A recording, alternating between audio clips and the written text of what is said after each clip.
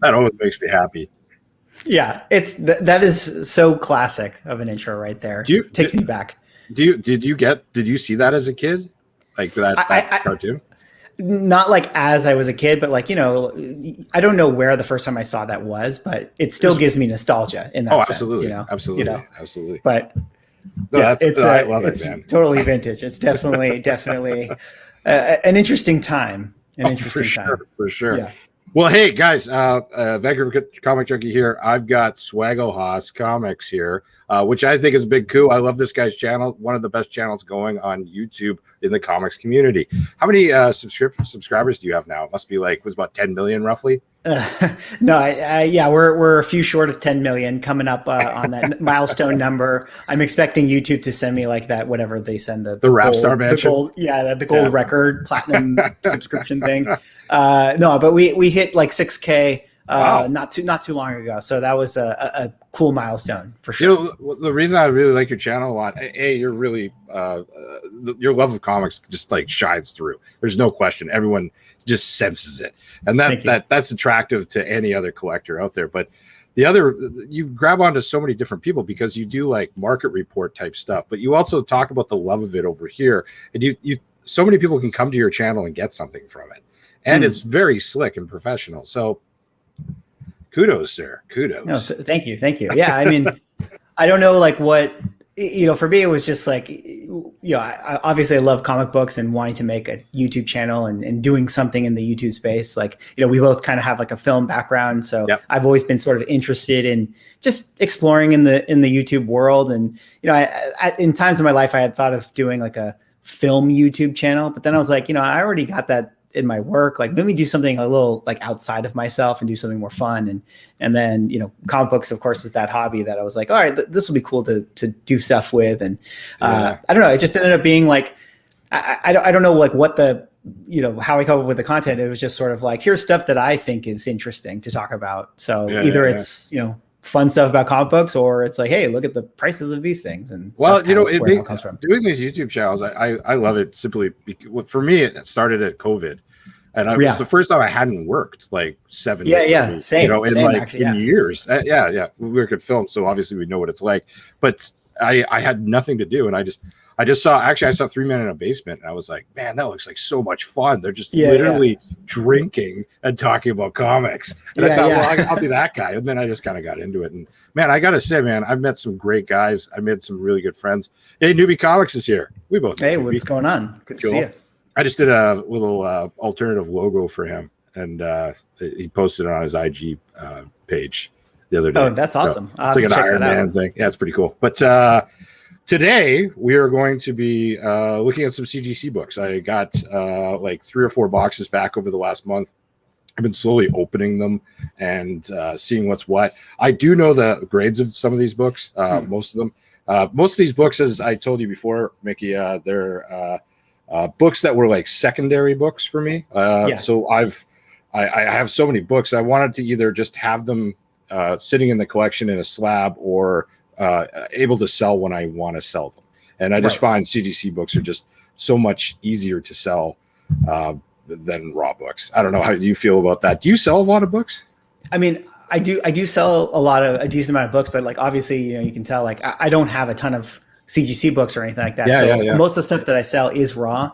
But I can imagine, I mean, like, I have nothing against CGC. I'm definitely will send off some stuff soon, but I can imagine, to your point, that selling stuff with grades and slabs is just so much more easy. It's just easy. There's no like, barely do you ever get a return.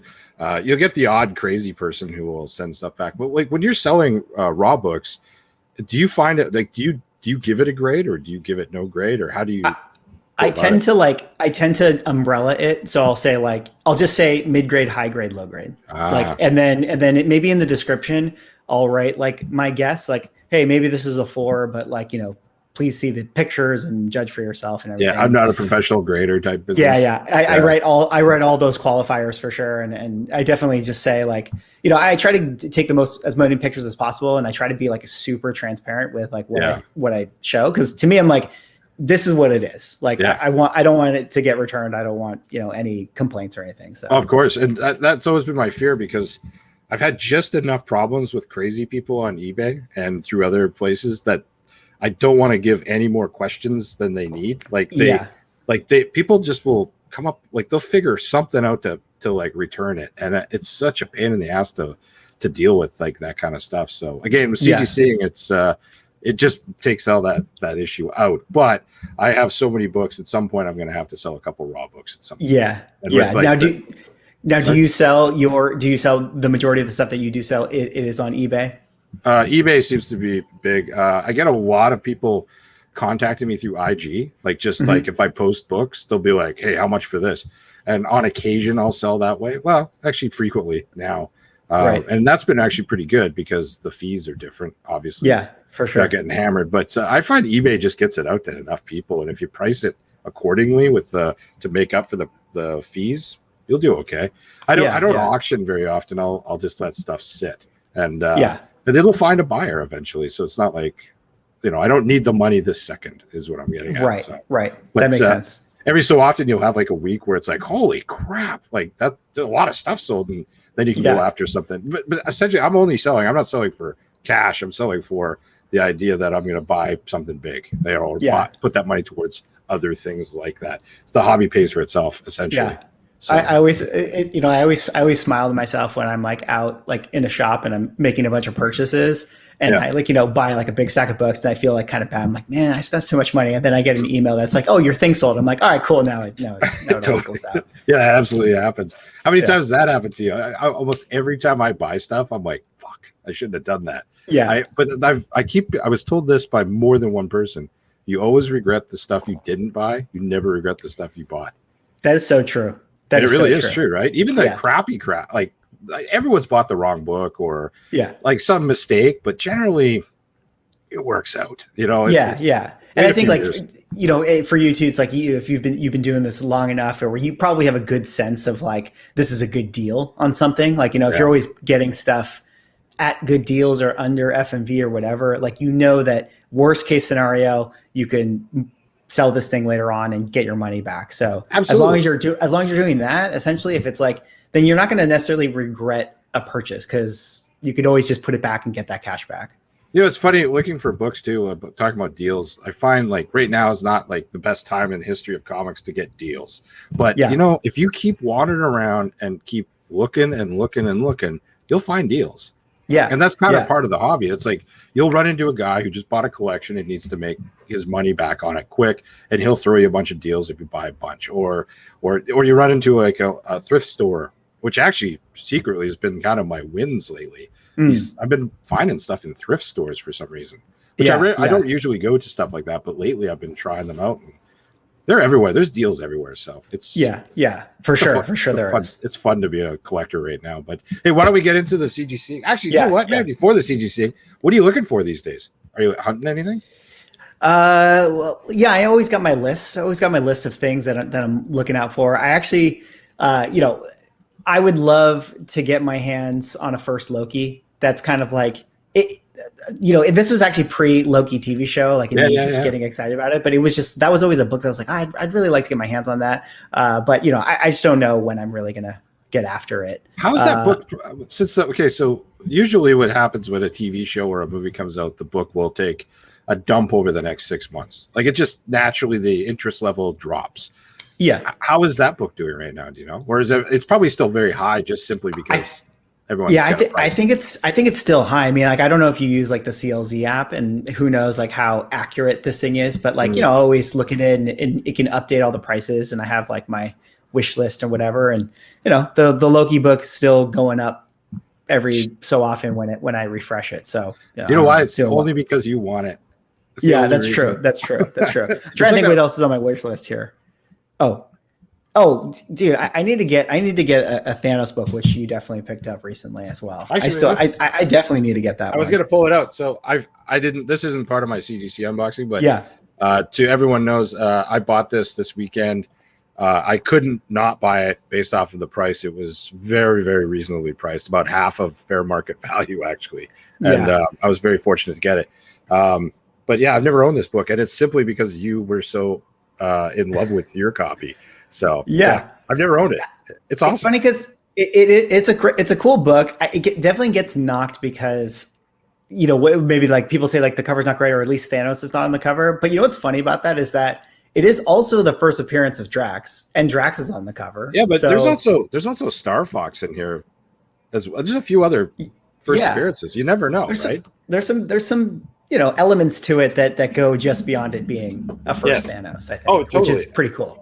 Well, you know, I call it a Joker book of the Marvel universe. It's like most villain books never really holds a lot of strength compared to, you know, hero books. Like if you're going to be an investor, you don't want to go after hero books. Yeah, but that's one of those books. It's like it's stepping into the Doctor Doom and Joker and like all the, you know, those old 50s DC, 40s DC books where they're iconic now. Like that's become an iconic book. It's beyond MCU spec. Totally, at this stage, completely.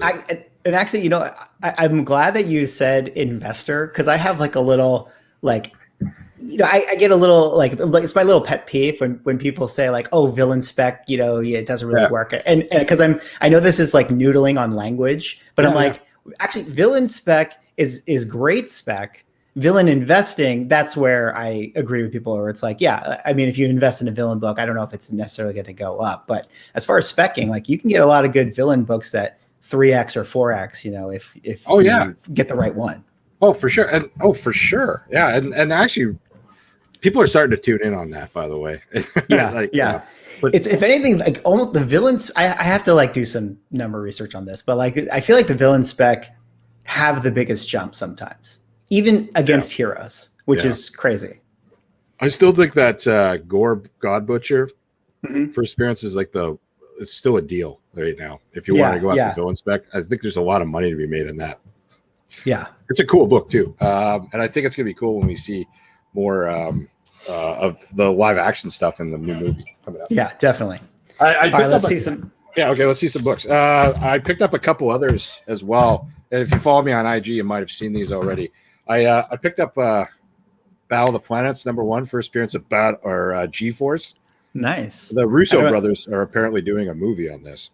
Oh, really? Okay. Yeah. So I got this really, really reasonably priced, a 9.0. You don't usually see this book around that much. So yeah, I've actually never seen that book. So really, wow. Yeah. I bet you're going to see more of it wasn't now. Aware of. Yeah, no, it's a cool book. Yeah, apparently the Russo brothers attached themselves to the property and want to do something with it. And then I picked up a CGC graded Amazing Fantasy 15. It's the first Amadeus Cho. Yeah. I don't know. It was such a deal that is the reason I picked it up. I generally wouldn't go after a book like this, but there's some strong spec in there with Amadeus Cho, they're saying. So I think that's definitely a good spec. And you know what the best spec is? The best spec is the one where if it gets hot and you have no emotional attachment to it, you have no problem selling it. Oh no, I won't have a problem selling that one. That'll be easy. And then we're back into so these are my CGC books I got back. I've had quite a few of this book, and this would be another one at the same grade. As everyone knows this book. Yeah, First Analysis. First Franklin Richards too. That's right. Yeah. Yeah, which he'll be big. Yeah, go ahead. Oh, I just think Franklin. I think that he's more the spec on it than Annihilus, even though I do think Annihilus is coming because he's way too cool not to. Yeah, I think that those are always kind of like the Thanos one. Those are always like, to me, some of the best books when you have like the twofer right there. First Annihilus and First Franklin Richards. You got 2 ways in to it getting hot. Totally. Are you a Fantastic Four guy? Are you buying a lot of that kind of stuff?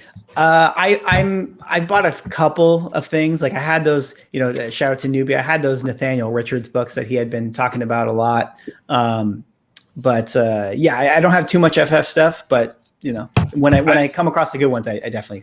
I tell everyone this. This is something I've said on this channel a bunch of times.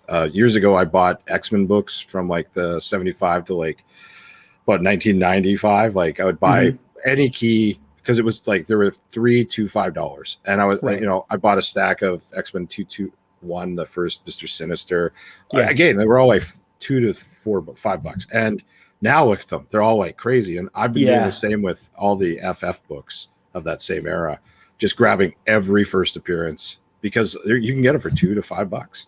That's true. That's a great point. I mean, because like once we get them in the world, like obviously they're going to expand that their side of the world. So all those things that touch them are going to get hot. I think honestly, like with X-Men, like I think people go after X-Men regardless because it's X-Men, but I really do think like non-comic people or just like people who like there's DC fans that collect X-Men books, they're big, but Fantastic Four is like very niche right now still, like for like a Marvel collector. And once we see an image or a casting, I think everyone's going to start paying attention to FF again. Like get it now before you can't. But this is a totally different book. This is Giant Size Chillers #1. In a 7. Nice. That's the Lilith, right? Yes. I'm big on all the Marvel horror books. Yeah. And I don't know. I mean, these were all. This was bought years ago in a dollar bin, probably. Like I don't think I paid much for it, but I've just been trying to get them all graded right now. I think this stuff's going to lift off really hard in the next couple of years when we start seeing Blade and Elsa Bloodstone and all that popping. So I'm really big on, and I like horror books. They're just cool. So that one is actually really, really cool. It's a cool cover for sure. Yeah, it's a good one. And then now let me ask you this as you're showing stuff. You were like, I already looked at the grades and everything. Just in general, as your approach for looking at grades, are you just someone who do you look them up online even before you get them back, or not every time? It depends how busy I am. But this summer I've taken like a lot of time off, so I can't help myself. I don't have the ability. Like what's his name? Otto and Roger and Dave from 3 Man Basement. Like they will literally have like boxes, like 100 books CGC'd sitting in their basement next to their computer for like a month till they do the show. I can't do crazy. that. I don't crazy. Even. Yeah, it's almost mental illness if you ask me. Yeah. But that it's being funny. But I mean, I can't do that. I couldn't. I have to rip them open or at least see something. But I have been able to get past the seeing them online and just like open, because I have done it here a few times. And if I get express books, I never look at them online. I just crack them. So and I do have some express stuff coming soon. So I'm quite excited about. So nice. Oh, okay. So more horror. This is Tomb of Dracula issue 3. Nice. This is first appearance of Renfield's daughter. I can't remember her first name. I don't know why I bought this book. It's just a really nice copy I had in my collection, and I thought with Blade and Dracula, being hinted to come to the MCU, I just thought I should probably CGC all these nice copies I have. And I've just been going down the line, but I love all the Tomb of Dracula stuff. So I'm trying to get all the keys, all of them right now. Yeah. So I have a #1 coming back from CGC right now. Nice. I do not know the grid on that one. So what would you guess? I'm hoping like an 8.5 to a 9, but maybe it might be lower. So right. But this is this next book here is a Tomb of Dracula book as well, and it's, in my opinion, it's probably the most underrated one. Next to issue 25, but it's issue 13. It's got a lot going for it. It's a third appearance of Blade, and also it's his origin book, so you get to hear his whole origin. But it's also got his like premier villain, this is his Joker, Deacon Frost, his first appearance. And a lot of people say that issue 45 is his first appearance, but they would all be liars. This is, in my opinion, the first appearance. He's in the main story. He's in this book. So but it does say Deacon Frost first. No, it doesn't. It doesn't even say his first appearance on here, which is weird. Wait, does it say? Is that also Topaz? Is that something that is right or no? Topaz? I got the wrong. Yeah, I got the wrong book then. I got the wrong book. No, this is I think you're thinking of. I think it's 11, isn't it? Oh, okay. Yeah. But anyway, it's a really nice copy at 8.5, and oddly enough, this book has really jumped in price recently. I was just noticing online, you could get these things for $50-$60 like a year ago, and now they're right. 500, 600 in this grade. So it's interesting because like I think like slabbing these books and stuff is a good idea, because I was talking to like the A1 Comics dealer. I don't know if you know them, but he was talking about like just in them doing their shows and stuff. They really noticed that like the filler books of like these bigger runs, like Thor or Werewolf by Night or Tomb of Dracula, like the high grade filler ones like are really in demand. Because they're just so hard to find the high grade versions of them. And to prove they're in high grade, like if you're buying on eBay and somebody says high grade, it could be anything. I mean, most people are pretty good, but I mean, I've ordered some pretty crappy copies of stuff. So that's why people don't want to pay that much. But I agree. It's interesting. We've been so key heavy for so long. I could see it reverting back to runs again, like just out of pure boredom for a lot of collectors. Doing exactly what you're saying. So it's interesting. Yeah. Well, it's that's why I like, because I'm doing Avengers 1 through 100 just as like my current run, and like there's a bunch of filler stuff in there, but like really I'm doing it because I just thought it'd be fun to have a goal, and not super hard. That's not like especially if you kept it like under a certain like 7.0 or something for or whatever. Like you could pick a grade range. Like you can find most Avengers keys everywhere except for maybe 2 or 3 of them. Yeah. So that's pretty good. Avengers is your book, isn't it? Yeah, that's the one that's the big one I have. It's right there. Yeah. But trying to do the run, I'm just like, it was just the game. It's like I'm only allowed to buy it in person, for myself. So and I don't always do it. It's just, when I come across it, it's like, oh cool, like I found something. Like it's just I'm trying to put together, I mean, it's a lot less than Avengers, a 9/8 run of G.I. Joe 1 through 50. And I've almost got all the keys. Almost. And now I have to get all those little books like that you're talking about. It's like, ugh.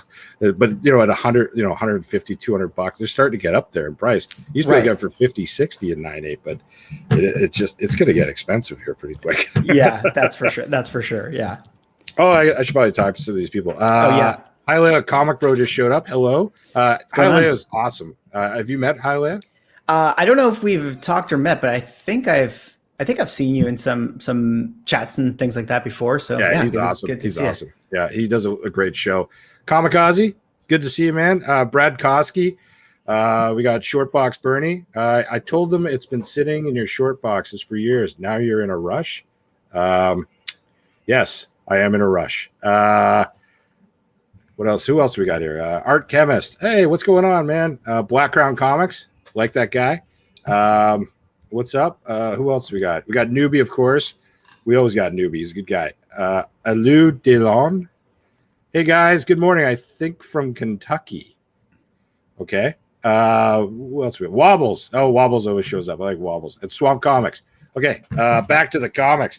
Okay, we're going to change topic. It's not horror anymore. We're going into superhero realm. Where we got a nice X-Men issue 58. It's the first Havoc. Very undervalued book. I don't know why this book isn't worth more, and I don't care. I'm really happy it isn't, because I have picked up a few of these. I have a nice 8.5 copy of this, and I have one other going to CGC at the moment that I'm hoping to get a VF-ish as well. But this one I threw in because why not? I think it's better in a slab than without. So, but I love this cover too. Yeah, it's an awesome cover. And I don't think that one's going to be undervalued for long. I feel like that one's getting definitely getting hot. Like I feel like people, I don't know, like, you sort of feel the zeitgeist of collecting starting to gravitate toward it. And that's a book that I don't have, but I've, in my talking about books you regret not buying, that's one that I've passed over a few times. And I'm always like, I'll get that one later. And I picked most of mine up. It's getting pretty hot.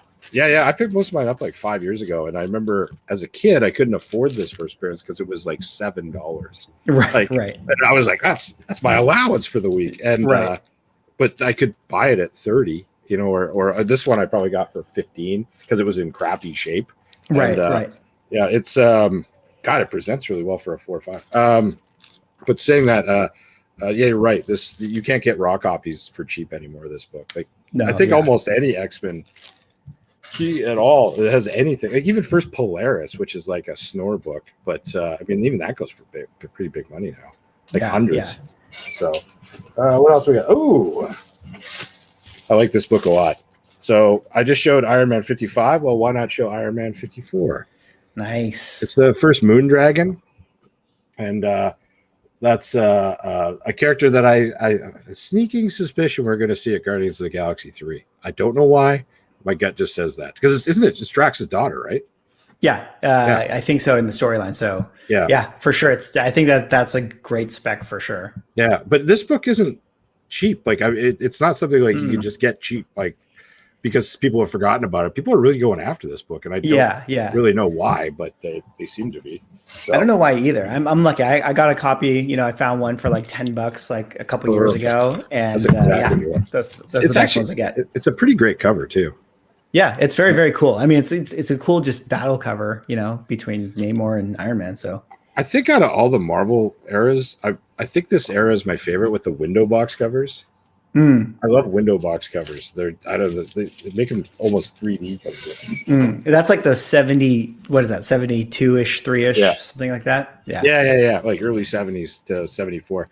Okay, this book is a big lose on my behalf. So I'm a huge fan of Man-Thing, and this is the first appearance of his solo appearance. I was not expecting this to be a 5.5, and I went and looked up the notes, and it just said some light creasing on the cover, which I can't find. This book, if in hand, looks like a 9.0 to a 9.4. It's in that ballpark, and I just could not figure out why I got a 9.55. I just don't know. That's crazy. Did you press, or do you press all your submissions and things like that? Oh yeah, books like this get pressed. We sent this in for a reason, just because it was so nice. Oh, that's so crazy. Yeah, it's not a very high dollar book, but in a 5.5. I might as well give this to you. Like it's like right. The case is worth more than the book now. Right. It's really unfortunate, but I mean, it's a great looking 5.5. Yeah, as good as it gets. And you know what? You always get a book like that. And if you send 25 in, you're always going to get one that's like, what the hell? Right. And that's that one. So I think I probably will crack this, and I don't know. I just resubmit. Yeah, let's see what I'm not gonna lie. I've done that a couple times and won pretty high on it. So it's something you can do. There's also like sometimes like books. I don't know if you've noticed this, but sometimes there's like a bias towards like a book. Like if it's like a 5.5 and you put it on eBay, like someone would rather buy a raw copy that effectively is the same grade, but because it's not slabbed, it doesn't have this like scarlet letter of being like a lower grade version of it or whatever. I don't know. Certain books I feel like get that. Yeah. So this next book is a book. This is a funny story. I have a bunch of these. Like I have about 10 of these books, and the only reason I do is this. Remember when WandaVision was shooting before COVID? There was this.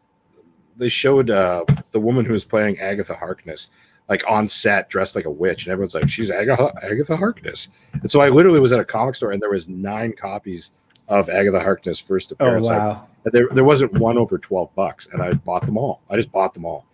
Just thinking, why not? Let's do this spec. And I wasn't really specking like that too hard, but I did.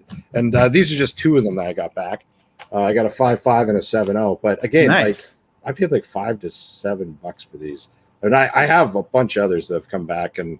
Like my highest grade's like a 9.4. Yeah, I have a 9.4 and a 9.2 and a 9.0. And so I'm going to keep those top 3 and then sell the rest are for sale. So that's awesome. These go for okay money, at this grade as well. Yeah. So it's not like them, God, they present really well. They're really quite nice copies. So, I mean, they're cool books. I mean, they're still like, Fantastic Four title. And I think we're going to get a lot more Agatha in other stuff. Right? For sure. Yeah, absolutely. Yeah, I don't see her going away. No. Because she's connected to Wanda forever. Yeah, she's connected. And that actress, Catherine Hahn, is like, she's a great actress. They're going to want to use her, For sure. She's, oh, no, you don't cast. Like, it's kind of like the guy from Game of Thrones they cast as Black Knight. Yeah. Like you don't cast a guy like that unless you're going to use him for a while. Right. Yeah, that totally, I feel like, factors into the spec equation for sure. Totally. So I threw out another one of these. It's the worst Kirby cover there is, but also it's a book that a lot of people argue about. Is this the first appearance of Warlock? Value wise, it seems to be one of them. I still believe that Thor 165 and Marvel Premiere #1 are the two you should get. But I grabbed a bunch of these like 5 years ago. I was very lucky grabbing onto a pile of these. And staying in the cosmic realm, I've been grabbing a lot of these. Ooh, I like that one. I like that one for sure. I got to say, Thor Kirby covers are, I think they're my favorite covers. Like his run of covers are insane, all the way to like 180. It's not a bad cover. It's crazy. Yeah. Actually, I think you're right about that. I really do like.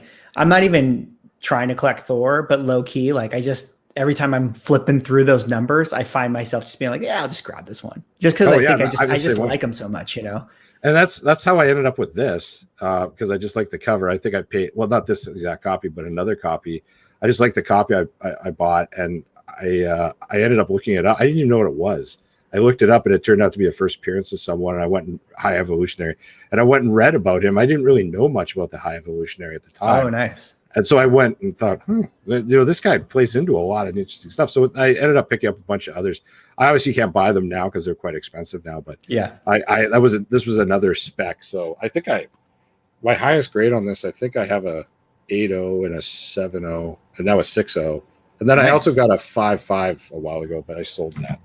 So, well, that's the hot spec is that he could be the villain of the Guardians of the Galaxy 3 movie. That's and it makes a lot of sense because speaking of the Warlock, the Marvel Premiere 1, in that comic book, High Evolutionary turns him into Adam Warlock. You mean this book? That one right there. Yeah, absolutely. Yeah, I have quite a few of these. I spec heavily on Warlock back about 5 years ago, and I was lucky to do so simply because I don't think these books. I think if you bought these now, like right now, for the prices they're going for, you're going to make a lot of money by the time Warlock shows up. They're still really cheap. Yeah. Even though they've gone up, they've almost doubled in value in the last year. But saying that, comparatively to other things, I don't know. You remember, like you read comics when you were young. Warlock was huge. Like he was a big deal. Because when I was like young, it was like that Infinity Gauntlet time, right? Like the crossover, and he was the face of the whole thing. Yeah. And the other thing too about this cover is it's the best Warlock. It's like one of the greatest Warlock covers of Gil Kane. Yeah. It's the first time you see him in his suit, and also it's the first time he's called Warlock. So why aren't more people paying attention to this book? I don't know. It is like it definitely, and look, and also if they do the High Evolutionary and that's a part of the movie and stuff, that storyline happens in that book. So I feel like that book might become the go-to one because it's like this is the one. I agree. And right now, like you can get 8.0 copies for $600, $700. Yeah. That seems pretty reasonable. It does seem pretty reasonable, and that was one that I luckily just got for myself, or not an 8.0, but like I found that book raw, and I was like, I better get this. And the raws are pretty cheap. Whenever I see raws, I'm always surprised how low they go for. Yeah. So I'd say get on it. Okay, for sure. I've only got 2 more books left, and they're the same book.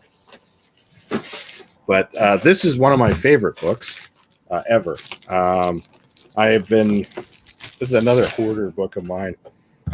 It is Luke Cage Hero for Hire #1, nice 8.5, with white pages, which I'm quite happy about. And here's the best part: I got another one in 8.5 with white pages too. Nice. So I got 2. Quite happy about this scenario. Yeah, that's an underrated book. I feel like. Yeah, that one for sure. I mean, we're for sure gonna get Luke Cage and Iron Fist back in some kind of way. For sure. And they're going to do him much better justice. I mean, I think people did like Luke Cage's show on Netflix. I didn't really watch it, but it wasn't great. It wasn't. The guy they cast as Luke Cage was excellent. And if they were to bring him back, I think everyone would be quite happy. But the show was, I don't know what it was. It was kind of like the problem with Iron Fist. It just seemed dull. Like, you didn't really care about what happened next. So that's how I felt about it. But saying that, I hope that when they bring him back, he's Power Man, like more superhero-y, like and a hero for hire. Like you really, the idea of that, a hero for hire, like it sounds awesome to me, but they never really played into that. Like he just was kind of like a tough guy. Yeah, they didn't really do that. I think that like the duo of them, like I think they could do so much with that, where it's just these guys are mercenary heroes. Like it's such a cool concept. For sure. And you know, this book here, it's really hard to get in higher grades because of the black cover, blah blah blah. Right. I've had a lot of issue, but you know, if you, I still think it's quite cheap. Like 8.5s, I think are getting close to $1,000 US now. Which, you know, is about triple what it was about a year and a half ago. But I'm surprised it's not higher, simply because of how the COVID market took us on all the keys. I think people are still sitting with the idea of that Netflix show in their head and just don't believe. Like, people need to see stuff. Like they can't can't believe in something or go, well, if they literally have to see a TV commercial or whatever to make it realistic to them. But I'll tell you, everyone out there, get this book, get it now, before you can. Yeah, it's for sure. So but that's my batch of comics. Yeah, those are some good ones, man. Like definitely some awesome books. I mean, so what's the plan here? Is like, you know, are they mostly for the PC that you just wanted to kind of slab them? Maybe you'll move some, or I'd say there's like 16 books there, 18 books there.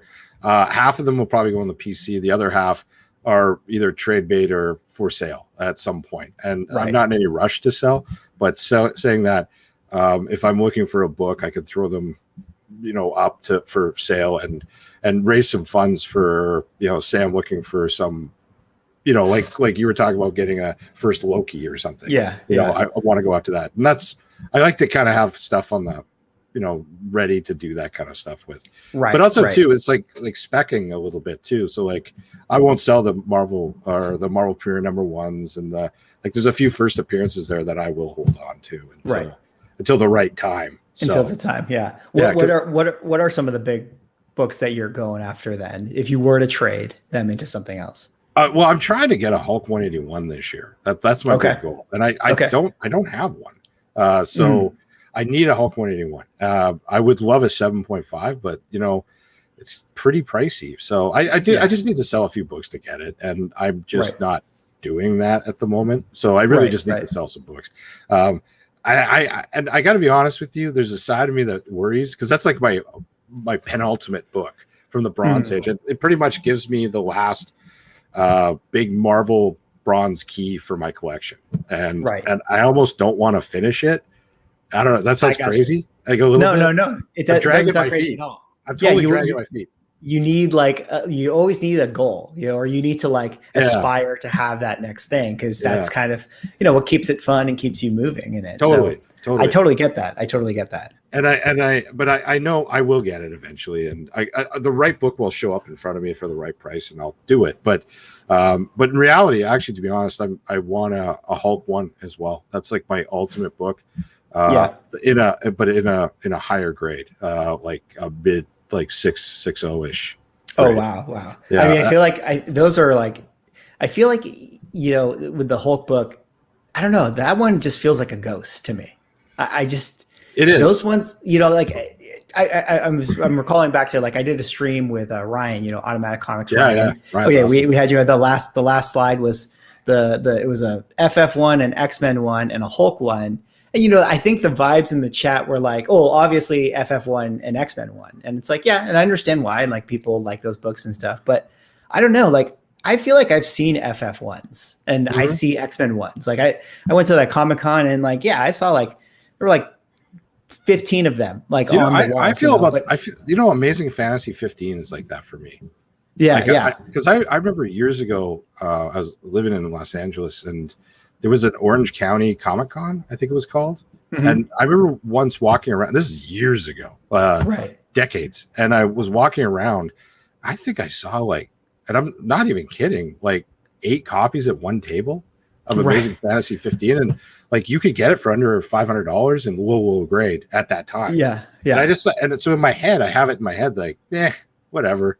It's just in my head, like, I'll get it one day. But now those same books are $20,000, you know, which is insane, but totally insane. I will say FF1 is a big book I'd like to have, but it's really priced itself. Like I would love to have all those major keys, but you know, when you're looking at $20,000 for a book times 6 books, Yeah. you know, it's like, you know, my wife needs to drive a Volvo and my kids got to, you know, they got to go to university. So yeah, exactly. You can't really eat, you know, the FF1. Yeah, you can't put it on the table or whatever. Oh, totally. And laptops cost a lot, you know, so it's like, but if I didn't have these damn kids, is really what I'm getting to.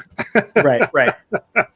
But yeah, I mean, the Incredible Hulk 1, I mean, it just seems like at a book that's like, I don't know.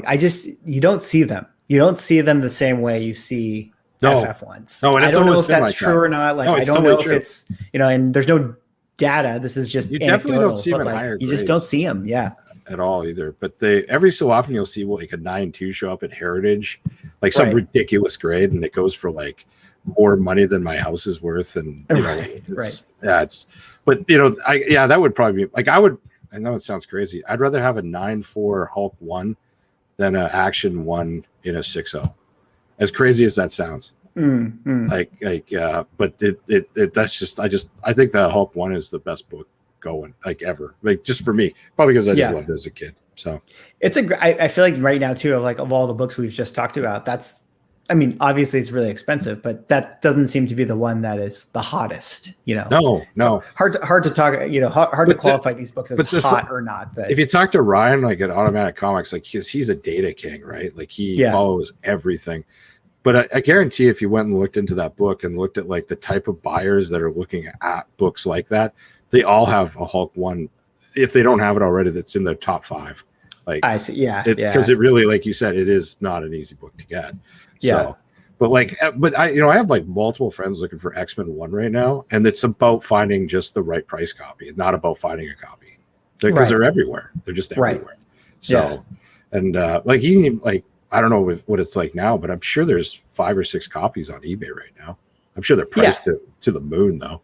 Yeah. But yeah, to your point, like at least the inventory exists. Like you can find it, you know. Totally. And back in the 60s, I don't know have you met many collectors? Like I guess to some people I'm an old collector, but like there's like collectors in their 70s that they'll tell you about like the good old days in 1997 and like they'll like I remember hearing about there was this a store, I think it was called the Cherokee Bookstore in Los Angeles, and it was like one of the first comic book stores that actually sold comics as collectibles, and they had like this is back when like there was Hulk 1 on the stands, and they were like stacking them up in there. I'm like, wow.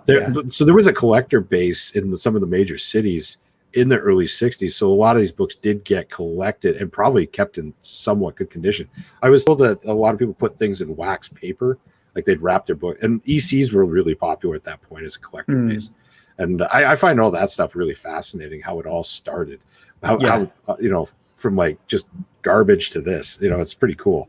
Yeah, so. It is really cool. The history of it. I mean, I feel like that, like, you know, at least in having appreciation for like Silver Age stuff and or older books, like I feel like that's part of the allure of the attraction of it. Is like, oh, where has this book traveled? Like, who held this before? Like, how did it make its way from, you know, the printing press in 1963 all the way to behind my head right now? Exactly. Like, where has it gone? Like, it's so interesting to think about it like that. There's these really neat books. I think they're from Kansas City. I could be wrong. Someone can correct me. But there was a guy in the 40s, and he used to like rent comic books out. I think it was rent. Like he wouldn't sell them, but he'd rent them. Like he'd like borrow them for a time for a penny or something.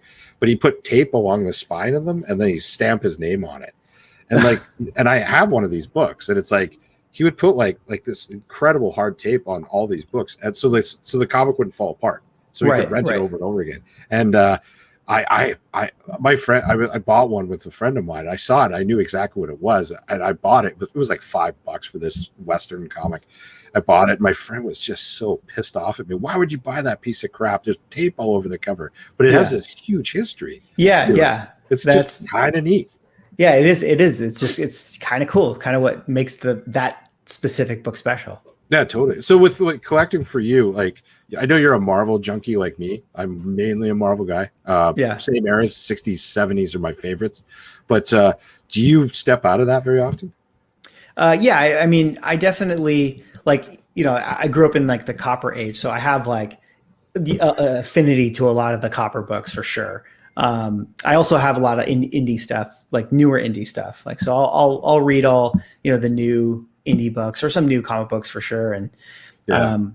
I'll the stuff that's like, characters like Miles Morales, who I think he's an awesome character and I love the movie and stuff like that. But like characters like Miles Morales or like, I don't know, Riri Williams and Sam Alexander, those characters, I think they're cool, but like, I don't feel a need to like collect those. They're books. not your characters. They're just not the ones that like, I have the nostalgia for in the same kind of way. The only reason I ever have any of those, like I just got some Riri Williams books, like there's a couple keys for her, and I only got them because of their price. Like they were just, like they're worth this much, and I got them for this much, and it's like now I can get a Silver Age book or something with it. Yeah, I would essentially do the same thing. Like if I found some of those books, like I would get them simply to like move that equity into some old book that I actually really want. You know what's fascinating though is I've been meeting a lot of younger collectors, and what I mean is like guys in their teens that are like literally collecting like books that we collect and things from today, like genuine. I had no idea that kids were still collecting comics, so it's been kind of exciting to see. Yeah, it is pretty cool. I mean, I'm always like always interested because I'll still go to like LCSs all the time, and I'm always interested to see like the demographic of people that come in. Like I went in there today just to get like whatever the new comic books that came out today, and yeah, you see like a lot of people in their teens and their 20s, and you see kids. They're all over those Fortnite books, the DC Fortnite books. They're super on them. You're in the LA region, right? Yeah, yeah. So like, House of Secrets or Golden Apple or? House of Secrets is great. I'll go there from time to time for sure. Yeah. There's a place called the Comic Cellar. I've been there. Yeah. Okay. Yeah. It's in Alhambra. I think that typically has like some of the better deals, at least in my opinion. So those are the ones that I enjoy going to actually. And I remember there was a like a flea market place that had a bunch of comics too. I don't remember the name of it. Well, I think you've been there. I think it was like it's not a flea market, but it's like Frankenstein's. That's it, Frankenstein's. Oh yeah. Is that so good? Yeah, that place is awesome. I mean, maybe I wonder when I only discovered it like probably 2 years ago, and people tell me like because it's in this huge, massive warehouse, like this huge building, and people will tell me like, oh yeah, like actually it used to be in this one place, and this place is so much better or whatever. So I don't know if you've gone to this newest building, but it's awesome. It's like a comic book show every week. And that must be nice for you because I mean I'm in Canada where our population of our entire country is the population of California. Right. It really is. And so like we obviously have limited resources when it comes to finding books. Like do you find with that much population, there's just more options for finding books? Yeah. I mean, I feel like there is. Like, I mean, I don't know. Yeah, I haven't really lived in other cities long enough to get a sense, but I feel like, if let's say that there's, I don't know, 20 comic book shops in the greater LA area. And like, I have like, 6 of them that I think are worthwhile going to. And I find that like, if I just visit one a week or one every other week and hop around and stuff, like they're always going to have new stuff eventually. So like I'm fortunate in that sense where it's like, like I can hit up these places and they have new stuff coming through and I find good deals. And it's funny up here. There's and I'm sure it's like this everywhere, but there's a group of collectors. I guess I'm probably one of them now. And we're like the aggressive buyers of like what's coming into new shops and things like that. But I'm starting to give up on that just because I feel like I'm just like in a feudal war against like these other like mega nerds. It's like who could not get laid the fastest. And we're just trying to buy books. So Viper Gate 75 is asking, what shops do you guys frequent in Vancouver? I go to Golden Age Collectibles a lot. If you know Pat, the owner, he can pretty much get you anything. And he has a great shop. And you've been there too, Mickey. Working up here. When I was up there, I went a few times and bought some great stuff. And now that you've mentioned that, the owner has like all this, you just have to ask him. He'll bring in anything you want. Now that I know that, because I think I'll be back up in Vancouver in like September or October around that time. Nice. So Yeah, I'm definitely going to. We'll have to take a trip down there and we'll do that and see get what some else he's got. poutine, some good Yeah, Canadian food. yeah. Some back bacon. But yeah, if go to Golden Age Collectibles, great place. Big Pete's in North Vancouver is excellent. He's a good friend of mine. I like to have a few beers with him on occasion. There's a few other comic scene. There's a few, but saying that actual, like, you're looking for back issues and they get new stuff in all the time, there's about 4. And there's a flea market as well. Not that many, but I don't know, when you add in Craigslist and different apps and things that you can go looking, there's still stuff here. So I always wondered about like the whole, like, the Canada collector market. Like, do you feel like that there's less inventory or collections that exist up there, or is it like people just have it? It's funny. It's like last year my mom passed away, so I spent a lot of time in Alberta, but in Calgary. Oh, sorry to hear that. Lethbridge. I've mentioned it a few times. I'm not over it, but I'm over it. It's like right. Thank you, though. I appreciate the words. But saying that, we were in Alberta, and Alberta is like province of like 3 or 4 million people. It's not big, but the thing is like, you got to keep in mind, like, the winters, it was minus 37 there for like the winter, and it's like winter there for like 8 months out of the year, and so people spend all their time in the basement.